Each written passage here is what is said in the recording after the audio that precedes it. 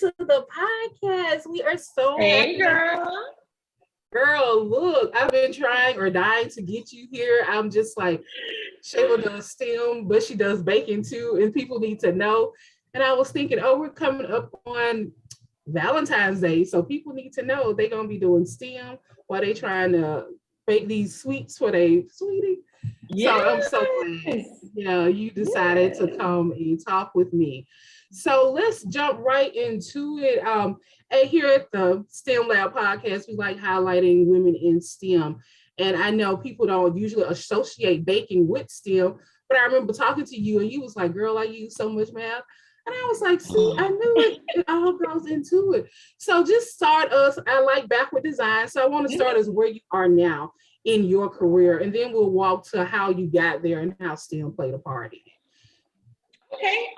So my name is Shayla Barnes-Holloway. I am the owner and lead cake snob here at the Buttercreamery Sweets Boutique, currently located in Mobile, Alabama. Up until July of last year, we opened and started the business in South Florida. So we serve Miami, Fort Lauderdale, Palm Beaches, and everything in between. We specialize in custom couture cakes that are showstoppers. We call them edible works of art. 3D cakes, confections, desserts. If it's sweet and it's beautiful, we do it. Gotcha. So that's who I am and what I do. Yeah, so look, now you're being modest because I did see on your website that you have also made cakes for a few celebrities, LeBron James to name one of them. So how does that come about? Are you in a certain, like, are you on a certain roster or do people just find you organically? It's organic. It's 100% organic. A person who knows a person who knows a person. One of the great things about opening a business in South Florida is you could literally throw a rock and hit a celebrity or a socialite, just because Miami is, the socialite and celebrity playground. So I happen to know the mother or the wife, I'm sorry, of an NBA player. Udonis Haslam. Didn't know she was associated with him. Our children went to school together. We went, and it wasn't like this really prestigious, boarding school or anything. It was literally a little tiny, small Montessori preschool. My daughter and his son were in the only two children of color. Let me be more specific, the only two Black kids, because a lot of children of color. But we had the only two Black kids in the class. Mom and I became friends.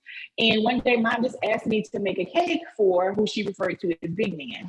A few days later, I learned that Big Man was one of the players for the Miami Heat named Udonis Haslam.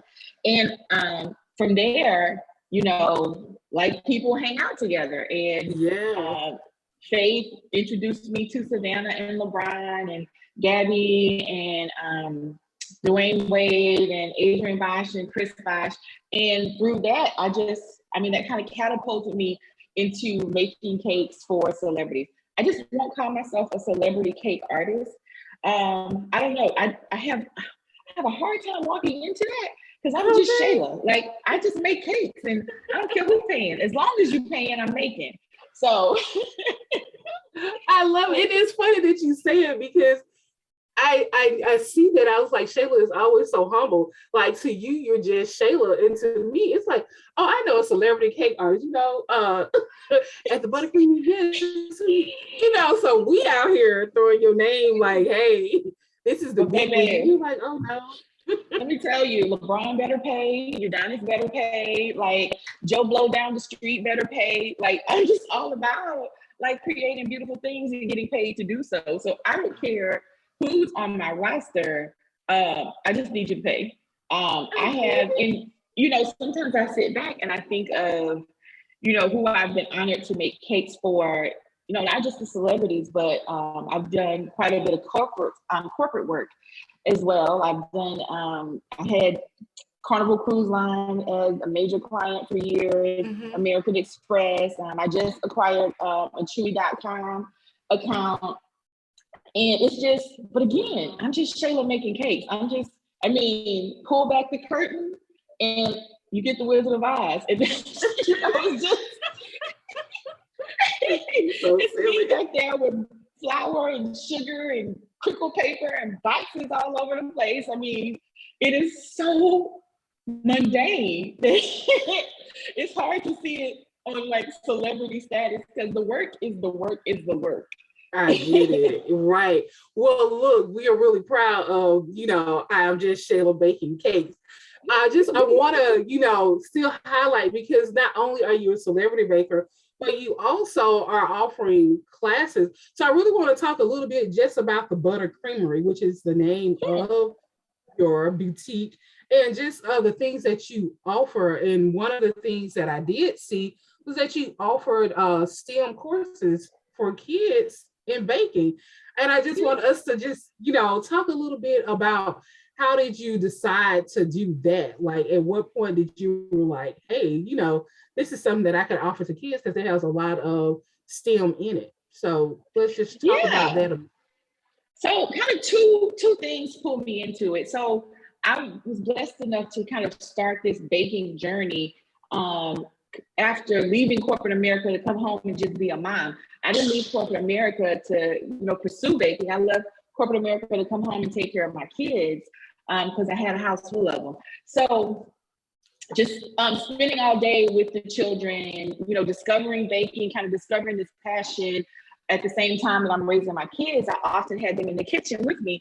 And it was just, you'd be hard pressed to find a child who doesn't like, who is not interested in being in the kitchen in some capacity, whether it's cooking, whether it's eating. Like they love being around food, they love touching food.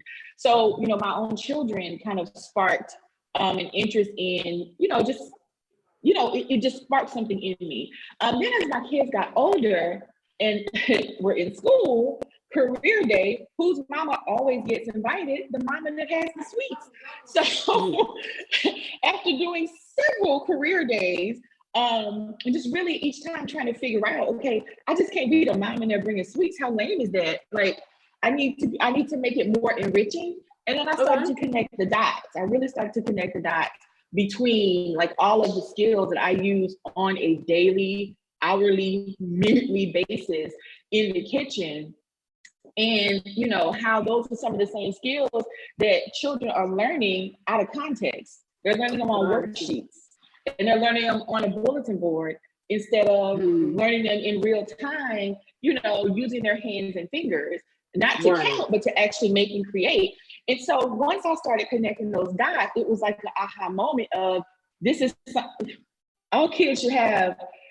What a great way to teach STEM in real time, in a real world context, than to just have them make and, create things. I think,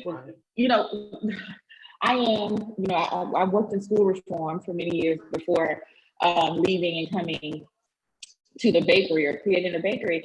And my mind has always been blown about how so much learning nowadays is taken out of context, put into the classroom. And then, later in life, kids are expected to, or as an adult, you are expected to translate it into context. And I'm like, why go through 12 years of that when you can actually do it in context? Like, why not teach fractions by multiplying and dividing recipes? Or, why not teach some of the elements of physics while children are building things? Because what child doesn't love a nice Lego set, or doesn't take toilet paper rolls and stack them up high and try to figure out, what's the perfect angle to stack them to keep them from falling over?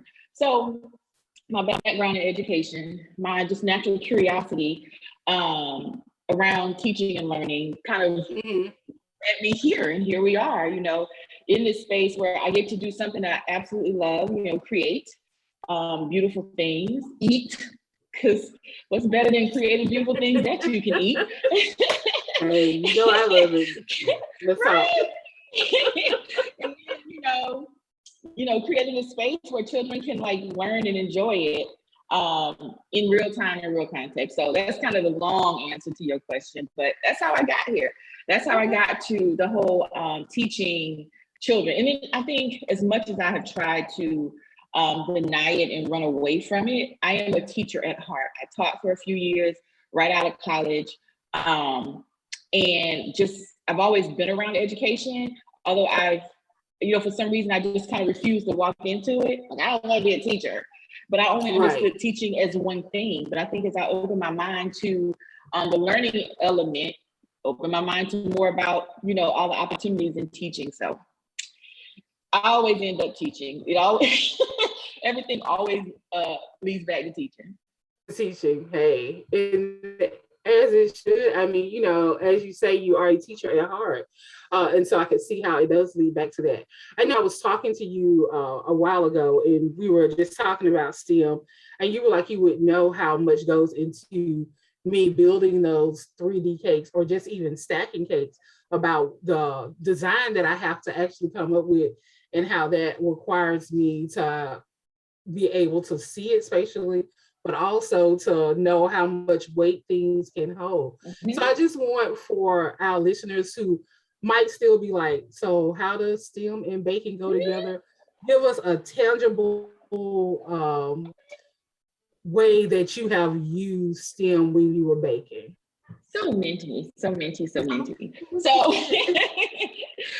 just fundamentally, right? Baking is about mixing, different elements, butter, flour, sugar, mixing them in a certain way. And then magically they go into the oven one way and come out another way.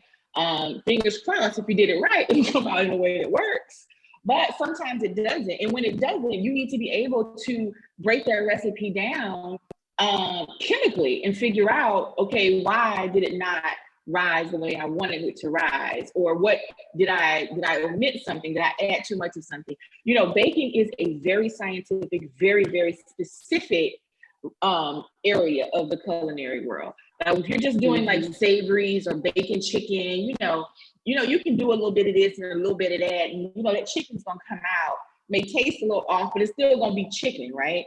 Baking and it's not that. It's extremely scientific. If your recipe calls for a teaspoon of baking powder, you really need to make an accurate teaspoon of baking powder, because if you don't, the I guess emulsion is not going to come together correctly, and your cake can sink in the middle. I mean, it could come out gummy. So a lot of chefs, it is rare to find a chef that does baking and patisserie and the savory side, because the savory people specialize in a little bit of this and a little bit of that, and that's why their food is amazing. On the baking side, we specialize in precision, which is why our stuff comes out amazing, but rarely can you cross between the two. So fundamentally, the mixing of the butter, eggs, sugar to come out with cake. I use A squared plus B squared equals C squared. Okay. Every time I have to make a square cake, every single time, because when it comes to circles and squares, just because you have an 8-inch square cake does not mean you can sit that on top of a 10-inch round cake. Why, you may ask? Because of A squared plus B squared equals C squared, because you're not measuring the sides, you're measuring the diagonal. Because that's the diagonal is longer than the sides. We know that because of A squared plus B squared equals C squared. Like simple stuff like that. So now, how did I learn that? Did I sit down one day and do the calculation? No, I tried to put an 8-inch square cake on top of a 10-inch round cake a few hours before it needed to be delivered, and it did not work. Cake was hanging off the sides. For the life of me, I could not figure out why. And then I just looked at it and I was like, oh, it's the diagonal. The sides may be 8 inches, but the diagonal is a little bit more than that. The diagonal is 10 point something inches. So when I'm making a cake in the future, I need to make sure that I take things like that into consideration. Like I said, I love 3D cakes, right? I love cakes that look like just one more inch is going to fall over. I had to figure out, what is that angle? How much can this cake lean before it actually falls over? And then what kind of internal structure do I need to build in order to make sure that cake stands and stays standing from the time it leaves my counter to the time it gets into my delivery vehicle, from the delivery vehicle to the, to the venue. So things like that take a lot of pen and paper calculations, not just, throwing it together and see if it works. I mean, you could do it that way, but think about how much time you waste and how much material you waste if you are not able to sit down and sketch things out on paper, if you're not able to do calculations. I remember one time Carnival Cruise Line wanted me to make 1,000 Christmas gift boxes for one of their locations. So 1,000 Christmas gift boxes. Each box was going to have, like a bread pudding, a little butler cake, 3 cookies, whatever. So that's not a project that I can, just kind of figure it out on the fly. Weeks and weeks and weeks before, I need to sit down and with a pen and paper, my spreadsheets, and just figure out logistically, how does this happen? And when I'm doing things like that, I start from in my mind, I start from delivery day, right? So day of, I'm delivering these 1,000 boxes to Carnival. Number one, 1,000 boxes are not going to fit in my car. So how do I get them there? So that's one level of planning, right? Then I need to know, okay, so if I'm going to have to use a delivery vehicle, what size? Well, how do I figure out what size? I don't even know what size the boxes are. So let me figure out what size the boxes are going to be. Let me measure a box. Then I need to figure out in measurement terms, what does 1,000 of those boxes look like? Whether they're stacked tall, what does it look like on a pallet? A pallet, what is a pallet? Now I gotta go figure out where to get a pallet. Well, how do I lift a pallet? Now I need a pallet jack. So seriously, being able to, logically think through the planning and design of these projects mathematically, because being able to do math saves you so much trouble. You can look online and get the dimensions of a box, right? Okay, now that you have those dimensions, you can begin to do math to say, hey, if I stack 10 of these boxes on a pallet, if the height of the box is 6 inches, then I can stack it 60 inches high. So how many inches wide is that going to be? Well, if the box is 12 inches wide, then a pallet is however many inches. This is how many I could fit. I wonder how many rows can I fit before the boxes start to crush each other. Seriously, this is the level of math I do on a daily basis, just so I don't have to purchase and, physically put things together in order to see. I can use math to extrapolate and imagine scenarios or, predict what's going to happen without actually having to have those things in hand. So yeah, I wish it were just making cute stuff. Well, look, no, you say it so much, because one thing I really took away from this was critical thinking. And I don't think people think bakers critically think, but that's really what you're doing from beginning to end.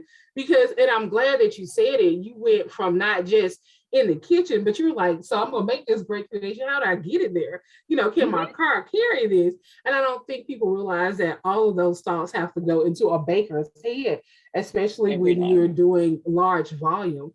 And another thing that you said, because I see your 3D cakes and love them, you talked about building a structure. And I was like, Shayla, engineer, does she know shit, engineer? I'm telling you, that is when it all started to click to me that this is a STEM career, because the science, of course, we're talking about chemistry all day when you're baking, when you are mixing the butter, eggs, and sugar to create a cake. The use of technology, not just nowadays we think technology, we just think computers, but we know, academically, that technology is way more than just computers. So all of the tools and things that I use, I spend more time at Home Depot than I spend in any cake supply store, really, because you need tools and stuff to make these things happen. I have my own whole toolkit, drills, hammer, like the whole kit and caboodle. We talked about the engineering aspect of creating these structures. I mean, if you have a cake that's 10 layers, Do you think that's just cake sitting on top of cake, sitting on top of cake? Gravity won't allow that. So there is an internal structure inside of that cake. It's very basic, believe it or not. It's a series of bubble tea straws, plastic bubble tea straws. But science tells us when you place them strategically, they can hold up anything heavy. Right, dispersing the weight evenly across. Okay. Correct. So you see, I told you, girl. Engineering all day. And then, you know, of course, I have to throw that A for STEAM in there because, you know, it's all about the artistry of what I do. But then the whole mathematics, I mean, I just bored you enough with the whole mathematics of it. So it is a very STEM-rich career choice, whether it's baking over here and culinary as well. And to me, it hurts my heart that, well, I won't say it hurts my heart. Cooking is a mundane kind of everyday task, right? We need to do it in order to live, right? We have to eat. Either you're cooking it or somebody else is cooking it. It is not one of those, you know, fabulous careers. Although I make it look fabulous, it's not. It's very all day. But, you know, it's not. But you know, in terms of school, it's not one of those careers that teachers talk a lot about, right? Everything is about being a doctor, being a lawyer, being an engineer, you know, being those things. So here you are with cake artistry. And I tell you, when I started this, people, oh, what do you do? I was like, oh yeah, I make cakes. And I'm like, oh, that's cute. And then I showed them the type of cakes I make and they'd be like, oh wow. Right. So I wish, well, one of my goals, I won't say I wish, one of my goals in teaching children is to make sure they understand that, you know, yes, it's mundane. Yes, it's one of those necessary things that you do, but there is so much math and so much learning in pretty much almost every subject area you're learning in school right now is preparing you to do this. It's preparing you to do this when do you learn A squared plus B squared equals C squared, like 8th grade or something? Yes, I mean, it's just one of those common ones, I think so. Right. You probably learned it like in 8th grade. That's pretty much the hardest math that I do. Out the gate, 8th grade, that's the hardest math that I do. But you make it look easy though. I mean, when I think about it, you know, as you talked about building structure, I've seen some of your designs and I see where you created technology into it. I think you had one where, I don't know if it was a video playing in the cake or what, and I was like, what is Shayla? Like she over there with a Harry Potter one? Like, how does this happen? We're all adults here, right? So that cake is referred to as the stripper cake. Oh, okay. I just knew, I was like, ooh, look at this. Girl. But Shayla, just the fact that I don't know where you pulled it out in your mind to put, you know, a video into a cake. I know they had to take a lot of thought and design you're incorporating technology into your engineering design in your artistry. I'm like, girl, you are on every level of STEM all the way. Like, nobody was thinking this when we were helping our grandma bake cakes. So I just want to talk to you about, how did you get here? I mean, you are here and definitely creating these glorious cakes. And to my listening audience, if you have not, you have to go to, is the buttercreamery.com? Yep, www.buttercreamery.com. You have to see Shayla's amazing cakes. I mean, when I tell you, and you can follow her on IG as well. I'm getting off track though, because I want to go back. So like, how did this start? Where did little Shayla in the kitchen, you know, were you always interested in cooking, or were you just interested in science? How did this begin? Shayla is interested in eating. Let's just be very clear. This is why I love to eat. I love to eat. I am from, you know, the backwoods of Alabama, where eating is, you just don't eat, you eat good foods. Like you eat all the good foods, rich, buttery, eat nothing health. The health in it is that you are getting sustenance. With family, you know. Right. So I like to eat. So I've always liked to eat. Let me just be clear about that. But, you know, I graduated from college with an English degree. I taught for a few years. I left the classroom. I did, some education reform in New England with the first Gates funded nonprofit. We started charter schools all across the country. I did not know that. Yeah, so I started in education, and I remember I said I've always been called a teach or called, but I just couldn't see myself as a teacher. And I moved to New England, worked with this company called the Big Picture Company, and it really opened my mind to all that goes into educating students. Not just, at home in Alabama, you are a teacher, counselor, vice principal, you go up to superintendent, but then you retire. Like that is the trajectory of teaching. But I got to this, I got to this organization that was just turning education just on its head. And that really inspired me a lot. And so worked there for a couple of years outside of the school district trying to affect change. After that, I went into the school district to try to, affect change, working in Hartford, Connecticut at Hartford Public Schools.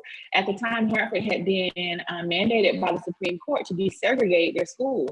This is 2002, 2003. Wait a minute, what? Shayla, did I hear you right?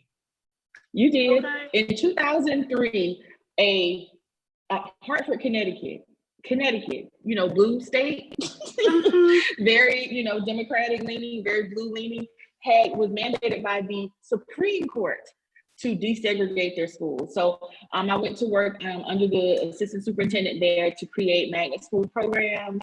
And then, as life has it, fall in love, get married.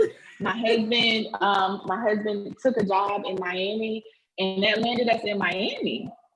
And for, a little while, I got there, I was like, I had to leave my dream job. I'm, not happy about it. And decided I was going to be a stay-at-home mom to my 12-year-old daughter, who was not having it. She was like, what you going to do? Walk me to school every day? Like, lady, go get a life. She sounds just like the Shayla I knew. Right, exactly. Lady, go get a life. So I went and I got back into education, but this time, this was, right in the hotbed of No Child Left Behind legislation. So, I worked for Princeton Review and Sylvan Learning, opening tutoring programs across the, Southeast for them. And then, I was doing this traveling all across, from Texas to Florida, pregnant most of the time, having my babies on the road, I was like super mom. And then my husband and I looked at each other and realized that was not the life we were trying to live. And so I decided to come home. And be a mom. Just, we were literally paying more in childcare than we were paying in our mortgage. Yeah. And we just decided that wasn't the life we wanted. So come home. My first job is super mom, because now, when I'm in, I'm all in. My boys have birthdays that are like 3 days apart. One was turning 5, the other was turning 1. We're gonna throw a fabulous birthday party. Cause see, I like to eat, but I've always been a cake snob. I love beautiful cakes. My kids just couldn't have a sheet cake. We need a Dora Explorer sheet cake with a waterfall coming down. I'm just extra when it comes to the cakes. And so went to my favorite bakery, told them I wanted a Mario mushroom, and I was gonna go to Walmart and just get little cupcakes and put around it. And them folks told me that cake was gonna be $50. I was shocked and appalled because the cake was small. I wanted something like, could fit in your hand. Shocked and appalled. I'll make that myself. Now keep in mind, I have nothing on my menu at this point that costs $50. I just want to be clear. But at the time, that was just too much for me. That was just out of my price range. So I set out to make it. And I kid you not, probably like 3 weeks later, and then a bare minimum of $250 later, I figured out how to make this cake. So it's like, I'm not gonna pay $50, but I'm gonna spend $250 to figure out how to make it myself. Thank you, baby. YouTube you. My tuition to YouTube you was about that $250. But I learned how to make it, and I just got the bug. And honestly, I started out, and it was really a hobby. It's like I'm at home. I didn't leave home to start a business. I didn't leave my job to start a business. I left my job to take care of my kids. but your gifts will make room for you because, Yes. month by month, week by week, I would make, cakes here, cakes there, friends would ask. And then the kind of breakout moment was when I got to make the cake for Big Man. And after I made that cake for him, I mean, things just skyrocketed. Within a couple of years, I went from, working out of my house to working in a commercial kitchen. We ran the business out of there for about 3 or 4 years before we moved here to Mobile. So now here in Mobile, we're still figuring some things out. We have some amazing projects in the work that I cannot disclose just yet. Oh, gosh. But I mean, we're still creating fabulous cakes. I think the gift of the pandemic, I would say, was a moment to kind of sit back and reflect. I'm a serial entrepreneur. I know that. I can't do one thing for too long. I have probably about a 5-year stint on, how long I do anything. After 5 years, I'm completely bored. I need to create something else. That's why I just knew corporate America was never going to work for me. I just knew it. It just never felt right. And so as the pandemic approached, I was reaching a point of burnout. I was, just working my fingers to the bone, tired of it. And the gift of the pandemic was a moment to just sit back. And it gave me permission that I would have never given myself to change directions in my business. If it were not for the pandemic, I would have continued working like I was working, because in my mind, had I just completely changed course, it would be admitting that I failed, which is completely untrue. But in the throes of work, that's what I was feeling. Like, I know I feel terrible. I'm tired. I'm not spending a lot of time with my family. When I am spending time with my family, it's because we're all working on a major project together, which they hated me for. But the pandemic gave me permission to change courses.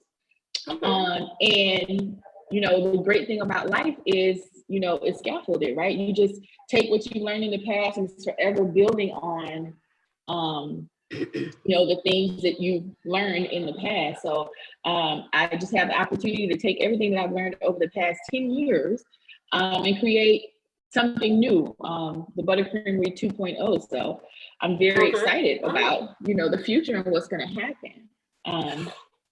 I'll be pulling you into it pretty soon.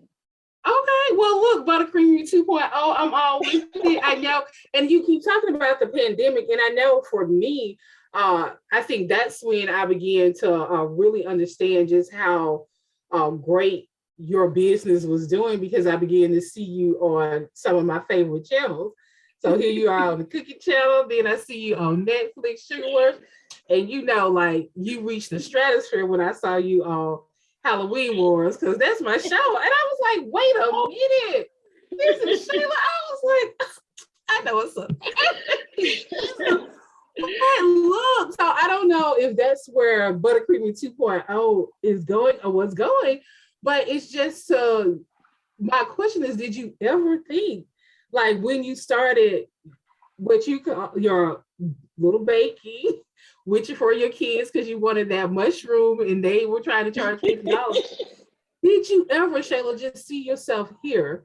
I mean, because for every little girl in Alabama like myself who was baking with their grandma, never would I have thought, like, oh, there's a TV show down the road that's going to be showcasing me and my work.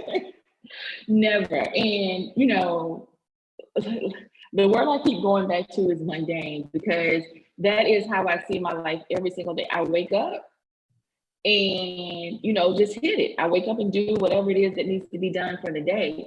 And I think it's so important for all, like everybody, children, adults, to understand, like, that's where the magic happens, in the boring, the mundane, those little things that you never really get a pat on the back for. Like, those are the building blocks of success, in my opinion. Like, you get up and you just do what you have to do. You sit down and you bake the cake. Like, cracking the eggs, butter, sugar, that is so not fabulous. It is drudgery, but I do it, because it has to be done. It is, it really is. You do all the stuff to make your business a solvent business. It's not fabulous. You pay your taxes. it's just so important to not get caught up in, the visuals, right? Because most days it's ugly. It's ugly, it's boring, it's not exciting.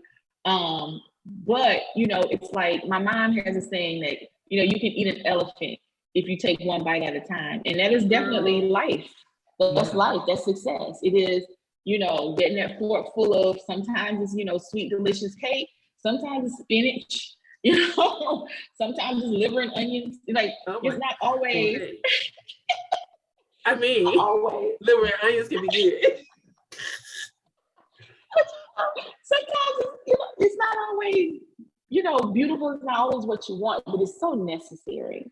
And I think as an entrepreneur, or as, just a person trying to be successful, like, you have to be okay with that. You have to be okay and not satisfied, but you have to make peace with the ugly so you can get to the pretty. And it's, it's a constant back and forth. It's like, it's never a point where you're just on cruise control. I don't care what these social media influencers want you to believe. There's never a point when you're on cruise control. You might have it for a few minutes, but just like on the highway, you have to come off cruise control. We need to slow down and speed up. So that's life. Yeah, well, I'm glad that you point that out as an entrepreneur, that it's not always on cruise control, because you're right. The IG entrepreneurs and social life will just make you think that everything just goes quickly. Every time I see a video of, you can make your $1,000 a day too. I was like, but what about them days that they not making? Do you tell them about that? Like, how that's gonna go? No. Okay. Furthermore, you're making $1,000 a day not because of your skill baking cakes. You're making $1,000 a day because you told me I could make $1,000 a day, and I just paid you to show me how. So that's exactly it. Which is why I always go, I'm quite sure I can figure this out. So I'm not gonna let you tell me. Anyway, that's a whole other story. So we're gonna go back into your interview. And I just wanted to ask this, because I know, and you talked to us about you got your degree in English, and then you were heavily in education, which for me, I didn't know as much. Shayla, like, I really should talk to you a little bit more. We left each other, if everyone didn't know, and I may have not said, Shayla and I went to Alabama School of Math and Science together. I was a year ahead, I think. Yes. And so we met there, science, math. I went on to college and didn't know that you had gone and done English. But when I came back and met you, it was back on IG, and you were the Buttercreamery. And I was like, oh, Shayla's baking cakes. And then I was like, to me, that made sense, just knowing your family and just how, I've been to a couple of events where we were just big and cooking, and I just knew. I was like, well, she definitely know how to cook, because I know how to eat. So that's some good stuff there. Girl, love it though. Macintosh, hey. I remember the drives too, and I was like, this isn't, I'm from Bessemer, but back then, you be like, this is where Black people have land, and it's just only them, and you just be like, okay, this is a whole village. Hey, you have to cook because there is no McDonald's to go to. There's no restaurant to go nowhere in sight. I don't even remember. But okay, so I know me and Shayla, this is what happens in all my interviews when I know people. So I'm gonna back up. So you got your degree in English, and then you went into education, and then you decided, okay, I'm gonna be a mom, but as you say, you had to be a super mom, and so you started baking cakes. So you go from baking cakes to now this entrepreneurial sensation. Like, for someone who is talking about or thinking about their passions, what would you say to a young girl who is like, I really like cooking, but to make money, my family has said I really need to be a doctor. So that's what I'm going to pursue. The advice I would give is bet on yourself. Bet on yourself. Because our parents are so well-intentioned, right? They know what they know, right? And they try to prepare us for what they know. When I started college, I actually wanted to do a dual degree in accounting. Spring Hill had a 5-year MBA accounting program, right? my mom flat foot stood me in my face and said, accountants don't make money, so you need to be a teacher.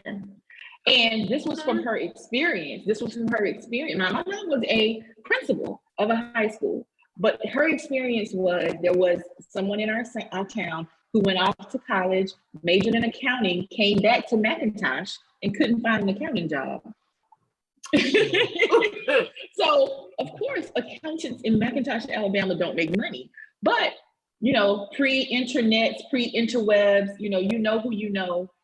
So my mom was working from her experience, right? So I say bet on yourself, because if you are passionate about something, right? Your passion doesn't always have to be the thing that pays you. I hate how social media has kind of fooled us into believing that. But I say this, being comfortable not comfortable is not the word, having peace within yourself about your everyday is very important to me. I know right now that I would likely never go back into corporate America, because that type of culture that is counter to who I am as a person. There are people who can get in there and slug it out, and I look at them in awe of how do you do that? But I say bet on yourself, because if God has put it in you, it's in you for a reason. You owe it to yourself to explore it. And, I think it's very important to always, money isn't everything. Of course, you have to eat. You have to eat, you have to have, that car and all those things. But, I would say at all times, pursue your passion. Even if the passion is the thing that pays you, the passion is the thing, what is going to pay you is peace of mind. And sometimes your jobs can't do that. So I say, don't be afraid to pursue the career that you want. And there may be some trade-offs. My mom literally came to my school and changed my major for me, right? I'm 18. Legally, you can't do that. But tell a Black mama what she can't do. She came down to the Spring Hill and changed my major herself. To this day, because Shayla is Shayla, I still don't have a teaching certificate. I taught school for 3 years. I still don't have a teaching certificate. Oh my God, girl. But you taught school for 3 years. I did. I was working on an alternative certificate at the time. And then God snatched me up out of there and said, you want to do education. Let me show you all the things you can do. Because, the bad thing, not bad, but one of the limiting things of being from a small town in the backwoods of Alabama is, again, especially when we grew up, because we didn't have the internet to tell us everything is possible. Right. You can only see as far as your eyes can see. So I didn't have context, or I didn't have examples of things outside. I always knew that there was more in the world. Don't ask me how. I just remember, being a 10-year-old girl, just kind of feeling like, this is not where I'm supposed to be. I'm supposed to be somewhere else. So I kind of always knew, and I was always pulled out. And just fortunately, we were come up in a time where at some point the interwebs blew up and we could see the world for what it really was, or what people say it is. But, bet on yourself. And if you really want something, go out there and get it. Like, you have so many resources available. And if God put it in you, it's there for a reason. I love that you said that, if God put it in you, it's there for a reason. And when you say, as a 10-year-old, you just knew, there was something more. And I always, because people will ask, because I was raised in the projects of Buttercreamery, Alabama, like, how did you decide to become a scientist? I don't know. I just knew that one thing I was always told, I was smart, and that there was something more. Like, again, God had that innate feeling in me that there was something more than this right here. And so I just kept going to get whatever that was. I still feel like there's something more. So I do understand. But I love that you told them to bet on yourself. Like, I can't agree with you more. I mean, and so for all of our listeners, and for all of those who want to use this to motivate your child, especially your young girl, let her bet on herself. Let her go forward and go for the things that she's really maybe passionate about, or just really have an interest in, as Shayla said. At one time, our parents didn't have access to everything. to help them figure out things. But now our kids have way more access to things than we ever had. Like really. The whole world. And so if they found some things that makes them happy, let's pursue that. And I love that we as a people are now in a place where it's not all about get a good job and, you know, make that money. I know that's what we would like for our kids to do, but we have opened up to things that they desire, you know, because like your mom was like, they don't make money as a counselor, you're gonna become a teacher. You know, all I knew coming through was that I was gonna be a doctor because that baby likes science. That's what I heard. So she must become a doctor. Right. Like, what else do you do like science to become a doctor? Right. I mean, and like I said, our parents are like the first generation out of the civil rights movement, right? Yeah. So, you know, the things that they value are different than the things that we get the opportunity to value now, right? Mm-hmm. Their value set was different. Like they wanted to make sure we went to college because their parents did not have that type of access, right? So, you know, they can dream as big as they can dream, but in the same breath, we can do the same thing. We can dream as big as we want to dream. And our kids would take it even farther than that. I know, you know, I've had conversations with my children about, you know, going to college or not, and figure out kind of what other opportunities there are outside of, you know, just going to college. You know, I still can't even say things like that to my parents. Not go to college. What? Girl, don't I know? But, you know, our life was just so different where, you know, their trajectory was go to high school. You know, my dad got a job. He never went to college, but my mom had an opportunity to go to college. But it was either go to high school, get a job and retire from that job, or go to high school, go to college, get a job and retire from that job. That is not the world our children live in at all. Children are making millions of dollars right now opening toys on YouTube. Girl, what are you going to tell a 7-year-old millionaire to go to college for? Hello. I just saw this girl, she made beluga whales into NFTs. She draws them and now she's a millionaire. Like, what? So I'm sitting here like, what can I draw out of this science book that will get me to a millionaire? How do I do an NFT first of all? Shayla. Their world is different. Their world is so different. I think it's our job as parents to help facilitate that however we can with our very limited knowledge. Just give them, put them on them skates and push them down. Just push them down the road or like whatever. It's our job to make it happen, but it's also our job to give them space to do that. And it's hard because, you know, that's all we got. Hey, that's my whole inheritance. Hey, my children are my retirement plan. Shayla, I like it. I like it so much. You said, you know, give them space to be pushed down and get up again.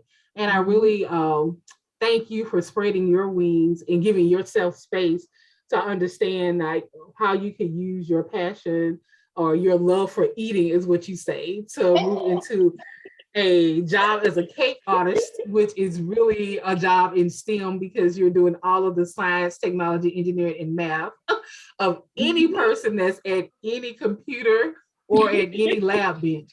So it's been so great having this conversation with you. I really appreciate you taking time in your celebrity status, in my opinion, to come on the little podcast and talk to us just about how you have just really manifested entire career with STEM involved. And so I thank you so much and really wish you the best. Again, to our listeners, you can find Shayla on Instagram. You can also find her at the buttercreamery.com. I always forget, like, am I saying that right? And I will put it in the show notes so that you all can go and see all of her great work, those 3D MK purses. Yeah, Michael Kors, he's gonna call you. Once he hears this, he's gonna call you. I can make you one. We want that. Well, Shayla Barnes-Holloway, thank you so much again for coming on the STEM Lab podcast. We really enjoyed having you. I enjoy being here. Have me back soon. I might bring cake next time. Oh, girl, look, we with it. All right. All right. Thank you so much, Sabrina. Thank you, Shayla. I appreciate it. All right.